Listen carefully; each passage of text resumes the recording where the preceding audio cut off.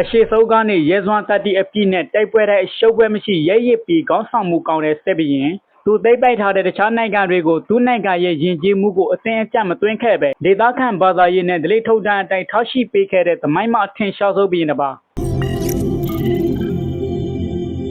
Alexander the Great ကို BC 356ခုနှစ်ဖဲလာမြို့မှာမွေးဖွားခဲ့ပါတယ်။ Alexander ဟာငယ်စဉ်ကတည်းကထက်မြက်ပြီးစူးစမ်းလို့စိတ်ပြင်းထန်တဲ့သူတစ်ယောက်ဖြစ်တယ်။သူဖခင်ကသူ့ကိုအနာဂတ်ဘုရင်အဖြစ်ပြုစုပြောင်းထောင်ခဲ့တယ်။သူဟာတာမန်ဘုရင်တစ်ယောက်ဖြစ်ဖို့မဟုတ်ပဲကမ္ဘာကြီးကိုသိမ်းပိုက်ဖို့ရည်မှန်းခဲ့တယ်။ Bucephalus ဆိုတဲ့မြင်းရိုက်ကို၆သူတွေမထိနိုင်ခဲ့ပေမဲ့ Alexander ကသက်12နှစ်လောက်မှထိနိုင်ခဲ့ပါတယ်။ဒီဖြစ်ရပ်ကိုမြင်ပြီး Philip ဆန်းကင်ကမက်ဆီဒိုနီးယားထက်ပိုကြီးတဲ့နိုင်ငံတစ်ခုကိုတားအတွက်ရှာရလိမ့်မယ်ဆိုပြီးချီးကျူးခဲ့တယ်လို့သမိုင်းမှတ်တမ်းများမှာဖော်ပြထားပါတယ်။အသက်73နှစ်ခန့်မှနာမည်ကျော်ဒါသနာပညာရှင် Aristotle ကိုဆရာအဖြစ်ခန့်အပ်ပြီးပညာသင်ကြားစေခဲ့တယ်။ Aristotle စီမှာစာပေသိပ္ပံဒါသနာဆေးပညာနဲ့နိုင်ငံရေးပညာများကိုသင်ယူခဲ့တယ်။အသက်16နှစ်မှာဖခင်မရှိချိန်နိုင်ငံကိုယာယီအုပ်ချုပ်ခဲ့တယ်။ပုဂ္ဂိုလ်မှုတစ်ခုကိုနှိမ်နင်းနိုင်ခဲ့ပြီးစစ်ခေါင်းဆောင်ရည်ချင်းကိုပြသခဲ့ပါတယ်။အသက်18နှစ်မှာ Battle of Caronia စစ်ပွဲမှာဖခင်နဲ့အတူတိုက်ခိုက်ခဲ့ပြီးအရေးပါတဲ့အောင်မြင်မှုရရှိခဲ့တယ်။ BC 336ခုနှစ်မှာPhilip ဆန်းကင်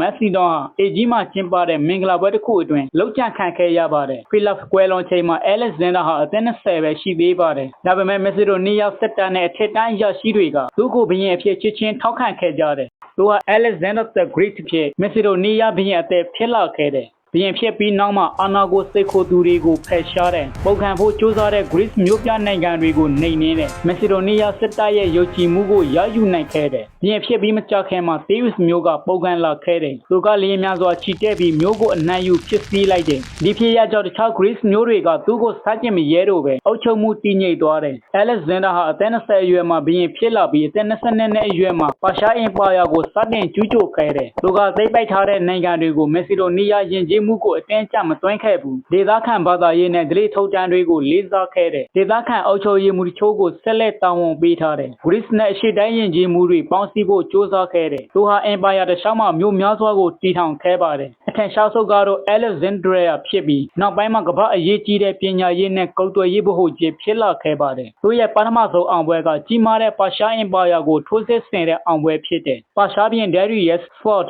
နဲ့ပထမဆုံးရင်ဆိုင်တိုက်ခိုက်ခဲ့တဲ့တိုက်ပွဲအရေးတွင်နဲပေမဲ့ Alexander အနိုင်ရခဲ့တယ်။သူရဲ့စစ်ရေးတီထွင်နိုင်စွမ်းကိုပြတဲ့တိုက်ပွဲပင်လယ်ထဲရှိထိုင်းမျိုးကိုနှိမ့်လာခါကြာမြင့်တဲ့အထိဝန်းရံတိုက်ခိုက်ခဲ့ပြီးနောက်ဆုံးအောင်နိုင်ခဲ့လို့ Alexander ရဲ့အကြီးကျယ်ဆုံးအောင်ပွဲလို့သတ်မှတ်ခဲ့ကြတယ်။ Darius Fort ရဲ့အဓိကစစ်တပ်ကိုအနိုင်ယူပြီးပါရှားအင်ပါယာကိုသုံးသပ်နိုင်ခဲ့တယ်။အဲဒီရောက်ကိုချီတက်ပြီး Porus ကိုအနိုင်ယူခဲ့တယ်။ရန်သူဘုရင် Porus တဲ့တပ်တီးကိုလေးစားလို့ဆက်လက်အုပ်ချုပ်ခွင့်ပေးခဲ့တယ်Alexander ရဲ့ထူးခြားချက်ကစစ်ပွဲကြီးတွေမှာများသောအားဖြင့်ကိုယ်တိုင်ရှေ့တန်းကဦးဆောင်တိုက်ခိုက်တယ်။စစ်ပွဲတစ်ပွဲမှမရှုံးဘူးလို့သူ့ကိုသမိုင်းမှာမှတ်တမ်းတင်ထားကြတယ်။ BC 323ခုနှစ်မှာဘယ်ဘီလွန်မှာအသက်32နှစ်အရွယ်နဲ့ကွယ်လွန်ခဲ့ပေမဲ့ Greece မှာအရိယာအထိကျက်ပြတ်တဲ့အင်ပါယာကြီးကိုတည်ဆောက်နိုင်ခဲ့ပါတယ်။သူကွယ်လွန်သွားရတဲ့အကြောင်းရင်းကိုဘယ်သူမှတိတိကျကျမသိပဲ theory များစွာရှိခဲ့တယ်။သူဟာတိုက်ပွဲတွေမှာရှေ့တန်းကပဲတိုက်ခိုက်ခဲ့လို့များထန်ရဓာတ်ထန်ရတွေကြောင့်ပိုးဝင်ပြီးကွယ်လွန်သွားတယ်လို့လူအများကယုံကြည်ကြပါတယ်။ Alexander ကိုသမိုင်းပညာရှင်များစွာကကမ္ဘာအတိုကြဆုံးစစ်ကောင်းဆောင်များထက်ကတူ